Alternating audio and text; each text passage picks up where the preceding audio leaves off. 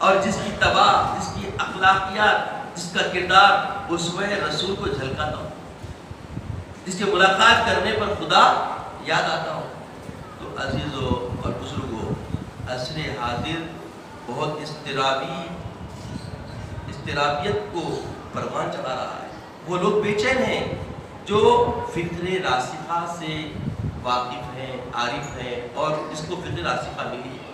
تو اس وقت اپنی اپنی سمجھ کو سدھار کی ضرورت ہے، اور صحیح لوگوں کی اتباع، صحیح لوگوں کی پیروی اختیار کرنے کی ضرورت ہے. یہ گدے نشینیوں کی طرف جا کے جانشین سمجھ کے اپنے آپ کو ان کا ہمنشی بنا کر ایسا نشیمن نہ بناؤ کہ بس ایک ہی الو کافی تھا برباد گلستہ کرنے کو، ہر شاخ پہ الو بیٹھا ہے انجام گلستہ کراؤ. یہ امت ایک گلستہ بن گئی ہے. اس امت میں الوؤں کی کمی نہیں نظر آ رہی.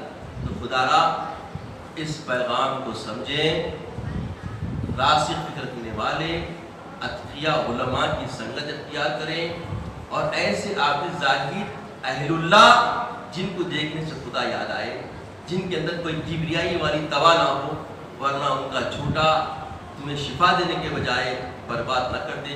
اللہ تعالیٰ سے دعا ہے کہ یا الہ العالمین ہمیں نیک توفیق عطا فرما، نیک ہدایت عطا فرما، فکر راسخہ عطا فرما، عزت کی اسلام کی زندگی عطا فرما، اسلامی حمیت و حرارت ہمیں عطا فرما. مولا وقت رضا کلمت طیبہ عطا فرما، اپنے حبیب پاک صلی اللہ علیہ وسلم کا دیدار عطا فرما. سبحان اللہ وبحمدہ، سبحان اللہ العظیم، والحمد للہ رب العالمین. جو حضرات سنن